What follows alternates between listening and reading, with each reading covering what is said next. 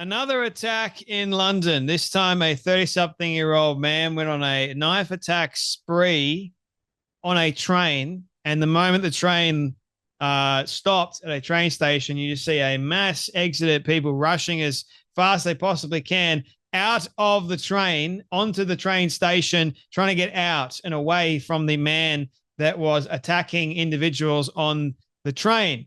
Now, police and the mainstream media have done a very good job at, number one, silencing this story or trying to bury the story, because I found it very, very difficult to locate this kind of story over on X. I don't know if it's just an X problem, but to me, I couldn't find really this story. No one was really sharing it. And the mainstream media that I was seeing were reporting, saying that police are now saying that it wasn't a terror-related incident. You don't say. What in the world are they talking about? Not a terror-related incident. A man dressed in black went on a knife attack spree, injuring 10 people. Thankfully, no one has died, as far as I'm aware, that I can see in early reports. And you're telling me that's not a terror-related incident? Then what would you consider it? Huh? And if it's not a terror-related incident, why not release the identity of the person that carried out the attacks instead of hiding the person's identity? What have you got to hide? Oh, it allegedly might be a Muslim, and this is London, guys. So London, a heavily Muslim populated area.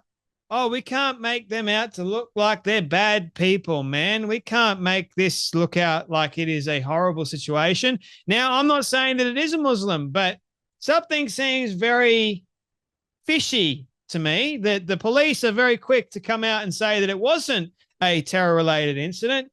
Could have fooled me. To me, it looks like a terror-related incident, considering the people were terrified, first and foremost. They were screaming, and that 10 people are now in hospital with significant knife wounds. What would you consider it? A joyride with a knife on a train? Come off it. This is like an actual joke of the police and the media, trying to protect a group of people, a religion, by the looks of things. They don't want to stoke the fires, guys, because there's too much division in the UK at the moment. But the ones that are actually committing all the crimes happen to be what nationality and what religion? Hell, the other day, there was another knife attack in the street. A Muslim man went on a knife rampage, killing, I believe, one person and injuring 2 others in broad daylight in the UK. Just knife attack after knife attack. Another man that I saw was yelling Allah while being arrested after he committed more knife attacks. It's just the same thing, isn't it? Same thing. And so while the mainstream media is quiet about that, there's another problem that the world, and if it wasn't for Donald Trump, I don't think many people would actually hear about this. And I've been talking about this for quite some time. I don't think many people actually believe what's going on in Nigeria at the moment, because I don't think the world cares.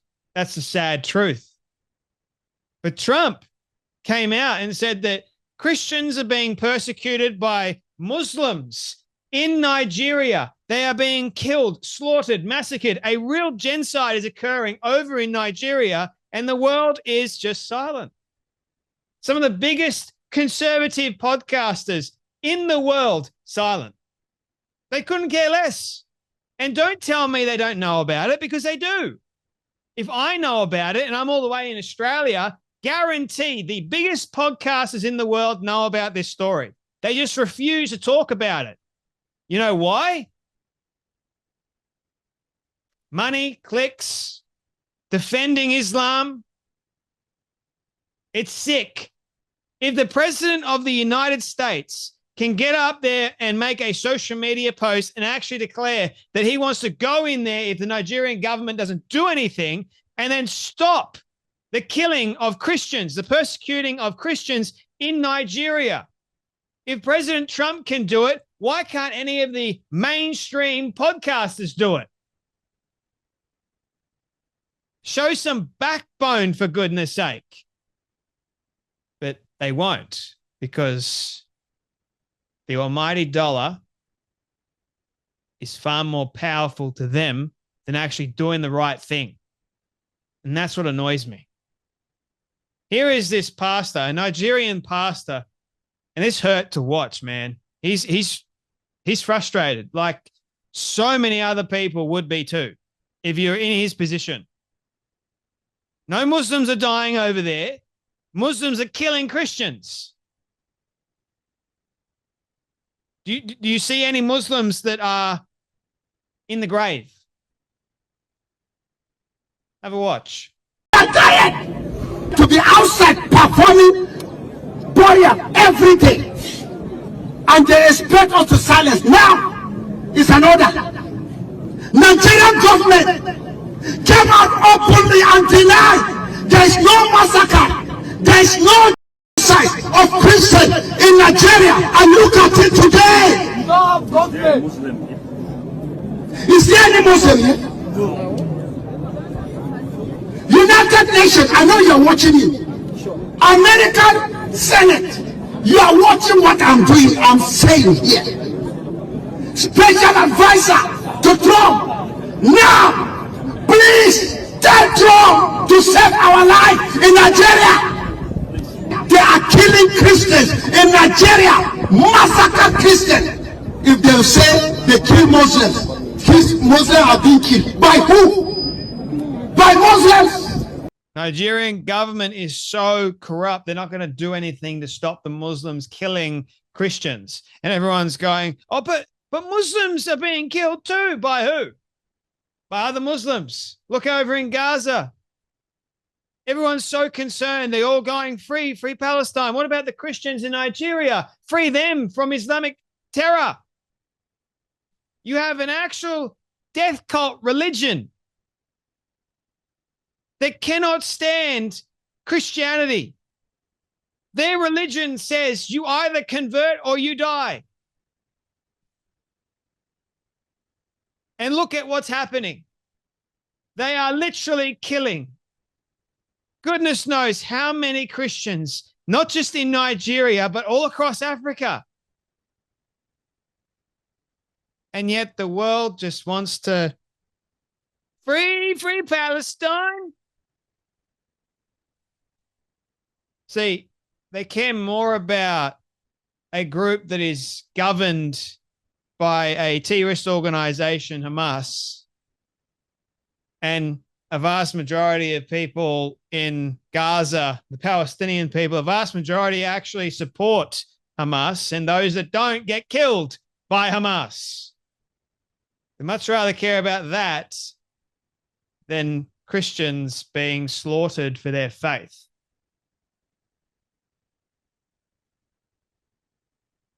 You know what? The UN does nothing.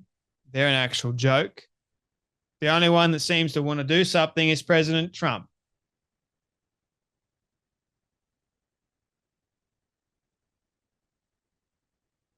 I challenge all of the conservative podcasters. If you call yourself a Christian, if you call yourself a conservative podcaster, and you're not speaking about this, why?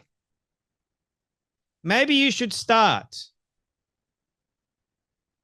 Instead of defending a terrorist organization that's not Christian at all, maybe you should start actually calling out a death cult religion that is killing people that claim to be following Jesus. Because don't you claim to follow Jesus too? So why aren't you doing what God has called you to do? Defend the faith, first and foremost.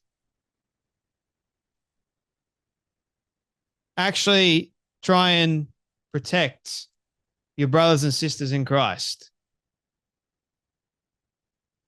So you live in peace and harmony in your ivory tower. Couldn't care less about Christians.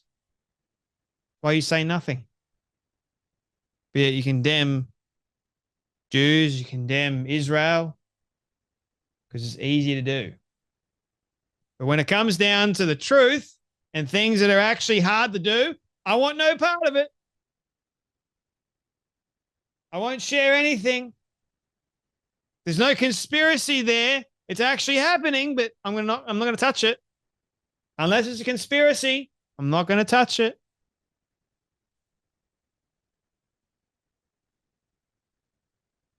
Christians are dying. You either pick a side. You either choose to follow Christ, and that means defend the faith and call to attention. If you've been given this platform by God, use it for God. Do good. Call things out that need to be called out.